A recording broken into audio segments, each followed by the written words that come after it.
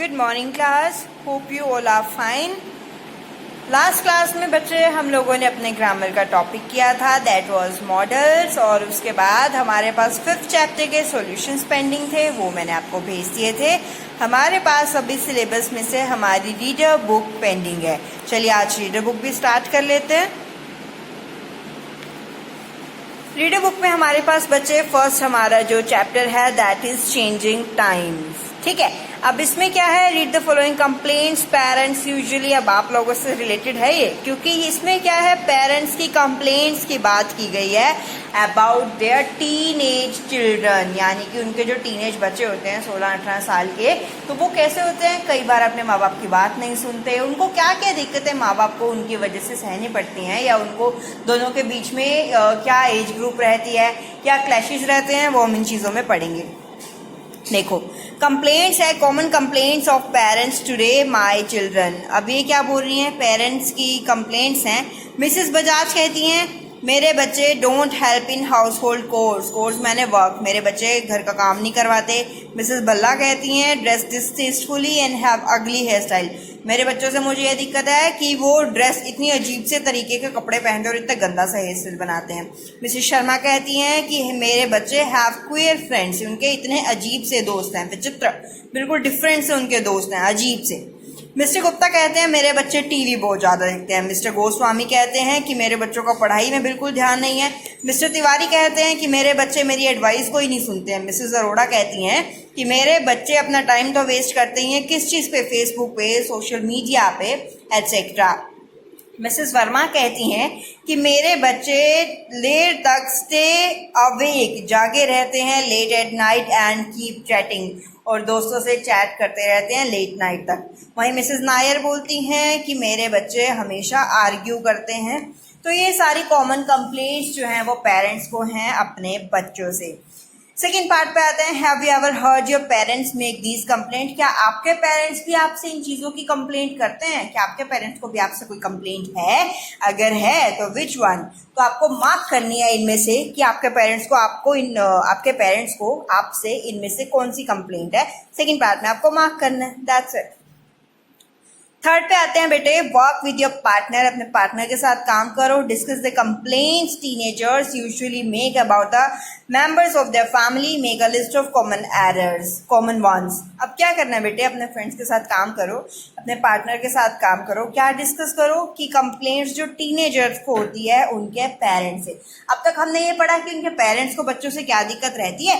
अब हम इसमें देखते हैं कि बच्चों को पेरेंट्स से क्या दिक्कत है। फर्स्ट हमारे पास गिवन है कि माय पेरेंट्स या family members are always telling me what to do, हमेशा मुझे सलाह देते रहते हैं ये कर वो कर। सेकंड है turn down all my request for attending parties, मेरी सारी पार्टीज अटेंड करने के सारे प्लान्स पे पानी फेर देते हैं, मना कर देते हैं।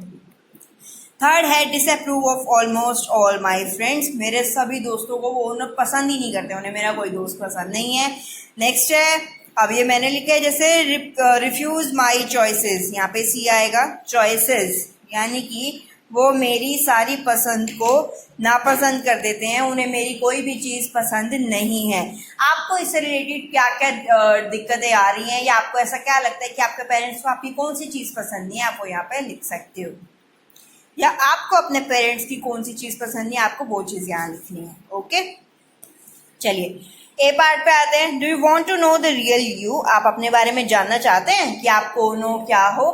चलिए स्टार्ट करते हैं। कैसे, आपके पास यहाँ 3 से 4 क्वेश्चंस गिवन है और उनके ऑप्शंस गिवन है। आपको ये देखना है कि ऐसे सिचुएशंस में आप क्या करते हो। फर्स्ट है आपके पास, if your friends have planned a party your parents don't approve of you would, आपके फ्रेंड्स ने पार्टी अरेंज की और आपके पेरेंट्स ने आपको जाने के लिए मना कर दिया। अब आपके फ्रेंड्स हैं, आप जाना चाहते हो, लेकिन आप क्या करोगे, पेरेंट्स ने तो मना कर दिया, आप पार्टी को अटेंड नहीं करोगे, लाई अबाउट इट, उसके बारे में झूठ बोलोगे पेरेंट्स को और अटेंड करोगे, और keep pestering your parents, pestering माने कि तंग करना, पेरेंट्स को तंग करते रहोगे, until they are forced to say yes, पीछे पड़ जाओगे कि मेरे को जाना है जाना है जाना है, तो पेरेंट्स एक बार के लिए यस कर देंगे, उस चीज़ का आप वेट करोगे। तो आप तीनों में से क्या करोगे, आपको वो अपना आंसर टिक करना है। वो सबके आंसर्स डिफरेंट हो सकते हैं बेटा, सबका आंसर सेम नहीं हो सकता, that's all about you. Second पे आते हैं, if you saw classmate of yours cheating in an exam, अगर आप अपना क्लासमेट देख रहे हो एग्जाम में वो चीटिंग करता मिल गया आपको, तो आप क्या करोगे? इग्नोर इट, आप उसे इग्नोर कर दोगे, टेल द टीचर, टीचर को बता दोगे, या talk to the classmate about it after the exam, exam के बाद आप उस बारे में अपने क्लासमेट को बताओगे। आपके अलग सोल्यूशन हो सकते हैं बेटे, हो सकता है आप मैम को बताना चाहो, हो सकता है आप उसको इग्नोर कर दो, हो सकता है आप उसके साथ मिलकर नकल करने लग जाओ। सो that would be your answer. If you saw an old lady, अगर आप एक बुजुर्ग औरत को देखते हैं, standing at the end of a Q की पंक्ति के लास्ट में खड़ी हैं वो, while you were right ahead, लेकिन आप उसके आगे हो, तो आप क्या करोगे? इग्नोर द लेडी प्रेजेंट, आप इग्नोर कर दोगे, खड़ी है तो खड़ी रहे भाई। एक्सचेंज प्लेसेस, आप उससे आगे तो आप प्लेस एक्सचेंज कर लोगे कि आप उन्हें आगे कर दोगे, या ask someone to stand in the queue for her, किसी और को बोलोगे कि वो उनकी जगह खड़े हो जाएं। अब आप देखो आप क्या करोगे, that would be your option.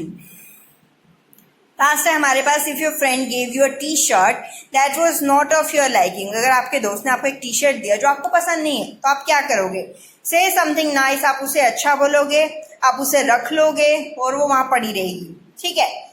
Second है, से frankly that you didn't like it, साफ साफ बोलोगे मुझे पसंद नहीं आई। थर्ड है, आप बोलोगे थैंक यू और उसे पहन लोगे, ठीक है।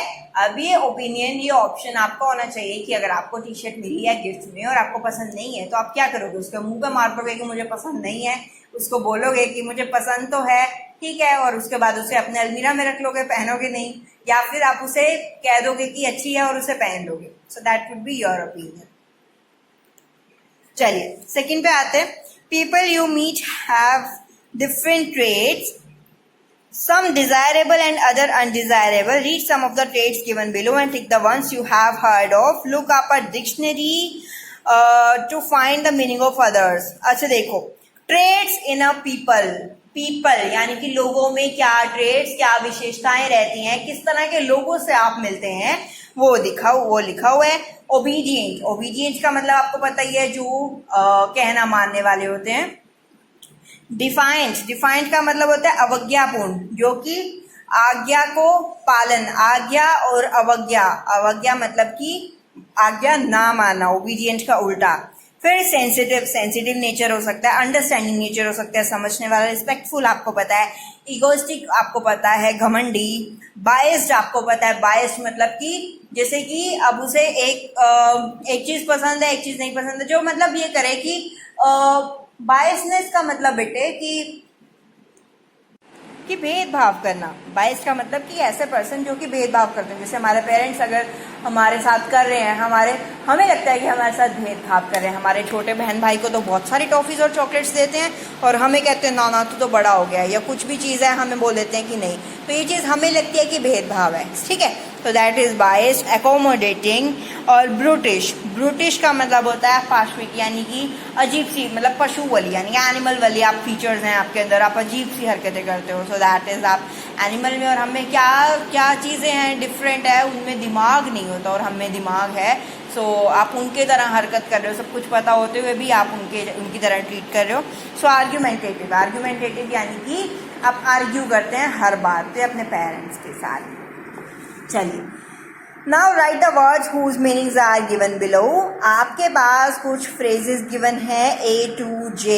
अब आपको उनका मीनिंग पढ़ना है, आपको उनको पढ़ना है, मीनिंग देखना है और उनके लिए एक पर्टिकुलर वर्ड को लिखना है।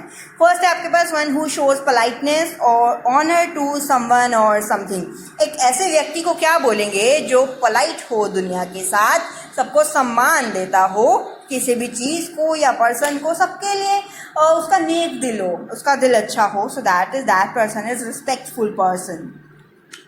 Second is one who has intelligence to form reasoned judgement. एक सही सलाह, एक सही निष्कर्ष निकालने वाले इंसान को क्या बोलते हैं? Intelligent. One who is excessively fond of raising objections. एक ऐसा बंदा जिसको हर बात में तर्क वितर्क करना ही करना है, हर चीज में उसको ऑब्जेक्शंस लगानी है। So that person is known as captious. One who is willing to adapt. एक ऐसा बंदा जो हर चीज में अपने आप को अडैप्ट कर ले, ढाल ले, गर्म है तो गर्म से ही, ठंडा है तो ठंडा से अडैप्ट कर ले हर चीज को। That person is known as adaptive. One who deliberately refuses to obey authority, जो कि किसी भी अथॉरिटी को मानने के लिए रिफ्यूज कर दे, मना कर दे, so that person is known as flout. One who possesses an exaggerated sense of self importance, एक ऐसा बंदा जो सेल्फ इम्पोर्टेंस के बारे में एग्जिगरेट हो, बहुत ज़्यादा सोचता हो, so that person is known as grandiose, GRAND, grand, IOSE, grandiose. One who is rough, unpleasant and often violent, एक ऐसा पर्सन जो हमेशा आपसे रूडली बात करता हो, कभी आपको ढंग से हंसता हुआ नजर ना आए, वायलेंट और ज्यादा मतलब कि मारता पीटता हो, so that person is known as cruel, CRUEL, cruel. One who shows a bias, bias आपको भी बताया, so that person is called biased. One who is easily upset by things people say और डू, एक ऐसा person जो कि हर चीज में उसको बुरा मान जाता है, हर चीज में उसको बुरा लगता है, अपसेट हो जाता है, so that person is called thin skinned, THIN, thin, SKINNED, thin skinned. So last है हमारे पास one who complies with an order और लॉ, एक ऐसा बंदा, एक ऐसा पर्सन जो कि क्या है, कंप्लाइज मैंने अनुपालना करना, मानना, किसको, किसी भी ऑर्डर को या लॉ को, सब सरकारी जो भी लॉ है, कुछ भी है, वो सबकी चीजों को मानता है, तो उस पर्सन को क्या बोलेंगे बेटे, गुड सिटीजन।